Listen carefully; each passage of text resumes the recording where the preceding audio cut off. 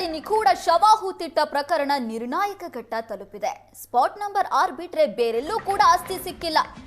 ಇದೀಗ ಬೆಳ್ತಂಗಡಿ ಕಚೇರಿಯಲ್ಲಿ ಅನಾಮಿಕನ ವಿಚಾರಣೆ ಮಾಡಲಾಗ್ತಿದೆ. ಈವರೆಗೆ 17 ಕಡೆ ಜಾಗ ಗೆದಿರುವಂತ ಎಸ್ಐಟಿ 1994ರಿಂದ 2014ರವರೆಗಿನ ನಡೆದಿರುವಂತ ಎಲ್ಲಾ ಘಟನೆಗಳ ದಾಖಲೆ ಸಂಗ್ರಹಕ್ಕೆ ಮುಂದಾಗಿದೆ. ಧರ್ಮಸ್ಥಳ ಗ್ರಾಮ ಪಂಚಾಯಿತಿ, ಬೆಳ್ತಂಗಡಿ ಪೊಲೀಸ್ ಠಾಣೆ, ಇನ್ನು ಧರ್ಮಸ್ಥಳ ಪೊಲೀಸ್ ಠಾಣೆಯಲ್ಲಿರುವಂತಹ ದಾಖಲೆ ಪತ್ರಗಳನ್ನ ಎಸ್ಐಟಿ ಕಲೆ ಹಾಕ್ತಿರೋದು. ಅದರ ಜೊತೆಗೆ ದೂರುದಾರನ ಹೇಳಿಕೆಯನ್ನ ತಾಳೆ ಹಾಕ್ತಾ ಇದೆ ಎಸ್ಐಟಿ. ಹಲವು ದಾಖಲೆ ಪತ್ರಗಳ ಪರಿಶೀಲನೆ ನಡೆಸಿರುವಂತಹ ಎಸ್ಐಟಿ ದೂರುದಾರ ಅನಾಮಿಕ ಕೊಡ್ತಾ ಇರುವಂತಹ ಹೇಳಿಕೆಗಳನ್ನ ತಾಳೆ ಹಾಕ್ತಾ ಇದೆ. ಈಗ ಅನಾಮಿಕನ ವಿಚಾರಣೆ ನಡೆಸ್ತಾ ಇರುವಂತದ್ದು ಎಸ್ಐಟಿ ಅಧಿಕಾರಿಗಳು. ಇಲ್ಲಿವರೆಗೆ ಬರೋಬ್ಬರಿ 17 ಸ್ಥಳಗಳಲ್ಲಿ ಕಾರ್ಯಾಚರಣೆ ಮಾಡಿತ್ತು ಎಸ್ಐಟಿ ಅಧಿಕಾರಿಗಳ ತಂಡ. ಆದ್ರೆ 6ನೇ ಸ್ಥಳದಲ್ಲಿ ಮಾತ್ರ ಅಸ್ಥಿಪಂಜರ ಸಿಕ್ಕಿದ್ದು. ಸ್ಪಾಟ್ ನಂಬರ್ 6 ಬಿಟ್ರೆ ಬೇರೆ ಎಲ್ಲೂ ಕೂಡ ಅಸ್ಥಿ ಸಿಕ್ಕಿಲ್ಲ. ಹಾಗಾಗಿ ಅನಾಮಿಕನ ವಿಚಾರಣೆಗೆ ಎಸ್ಐಟಿ ಅಧಿಕಾರಿಗಳು ಮುಂದಾಗಿದ್ದಾರೆ. ಅದರ ಜೊತೆಗೆ ಧರ್ಮಸ್ಥಳ ಗ್ರಾಮ ಪಂಚಾಯಿತಿ, ಬೆಳ್ತಂಗಡಿ ಪೊಲೀಸ್ ಠಾಣೆ, ಧರ್ಮಸ್ಥಳ ಪೊಲೀಸ್ ಠಾಣೆಯಲ್ಲಿರುವಂತಹ ದಾಖಲೆ ಪತ್ರಗಳನ್ನ ಸಂಗ್ರಹ ಮಾಡ್ತಾ ಇದೆ. ಆ ದಾಖಲೆ ಪತ್ರದಲ್ಲಿರುವಂತಹ ಮಾಹಿತಿ, ಅದರ ಜೊತೆಗೆ ದೂರುದಾರ ಅನಾಮಿಕ ಕೊಡ್ತಾ ಇರುವಂತಹ ಹೇಳಿಕೆಯನ್ನ ಎಸ್ಐಟಿ ಅಧಿಕಾರಿಗಳು ತಾಳೆ ಹಾಕಿ ನೋಡ್ತಾ ಇದ್ದಾರೆ. 1994ರಿಂದ 2014ರವರೆಗೆ 100 ಶವಗಳನ್ನ ಹೂತಿಟ್ಟಿದ್ದೆ ಅಂತ ದೂರುದಾರ ಅನಾಮಿಕ ದೂರು ಕೊಟ್ಟಿದ್ದ ಎಸ್ಐಟಿಗೆ. ಅದರ ಬೆನ್ನಲ್ಲೇ ಎಸ್ಐಟಿ ಅಧಿಕಾರಿಗಳು ಈಗಾಗಲೇ 17 ಸ್ಪಾಟ್ನಲ್ಲಿ ಶೋಧ ಕಾರ್ಯವನ್ನ ನಡೆಸಿದ್ರು. ಆದ್ರೆ ಸ್ಪಾಟ್ ನಂಬರ್ 6 ಬಿಟ್ಟು ಬೇರೆಲ್ಲೂ ಕೂಡ ಯಾವುದೇ ಅವಶೇಷಗಳು ಸಿಕ್ಕಿರಲಿಲ್ಲ.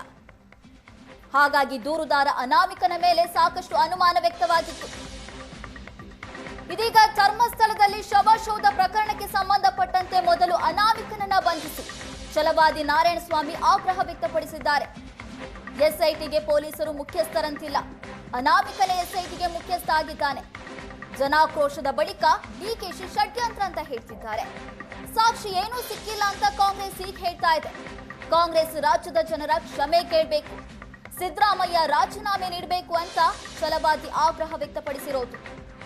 ಮೊದಲು ಅನಾಮಿಕನನ್ನ ಬಂಧಿಸಿ ಅಂತ ಛಲವಾದಿ ನಾರಾಯಣಸ್ವಾಮಿ ಹೇಳಿದ್ದಾರೆ. ಹೇಳಿದಂತೆ ನಡ್ಕೊಳ್ಬೇಕು, ಆ ರೀತಿ ಒಂದು ವಾತಾವರಣವನ್ನ ಅಲ್ಲಿ ಹುಟ್ಟು ಹಾಕಿದ್ದಾರೆ. ಈಗ ನಾವು ಮೊದಲಿಂದ ಹೇಳಿದ್ರೆ ಇದೊಂದು ಷಡ್ಯಂತ್ರ ಅಂತ.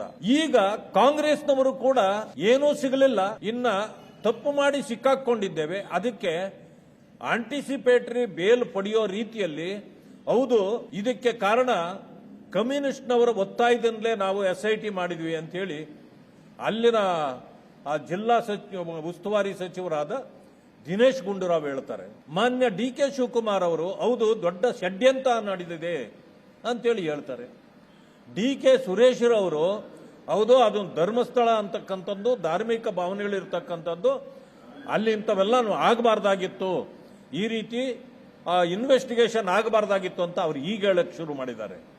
ಅಂದ್ರೆ ಏನು ಸಿಗದಿದ್ದಕ್ಕೆ ಕಾಂಗ್ರೆಸ್ನವರು ಈಗ ಯೂ ಟರ್ನ್ ತಗೊಂಡಿದ್ದಾರೆ, ಉಲ್ಟಾ ಹೊಡೆದು ಮಾತಾಡಲಿಕ್ಕೆ ಪ್ರಾರಂಭ ಮಾಡಿದ್ದಾರೆ. ಇದಕ್ಕೆ ಇವತ್ತು ಈ ರಾಜ್ಯದ ಜನರ ಕ್ಷಮೆ ಕೇಳಿ ಮುಖ್ಯಮಂತ್ರಿಗಳು ತಮ್ಮ ಸ್ಥಾನಕ್ಕೆ ರಾಜೀನಾಮೆ ಕೊಡಬೇಕು ಅಂತೇಳಿ ನಾನು ಕೇಳಲಿಕ್ಕೆ ಬಯಸ್ತೇನೆ.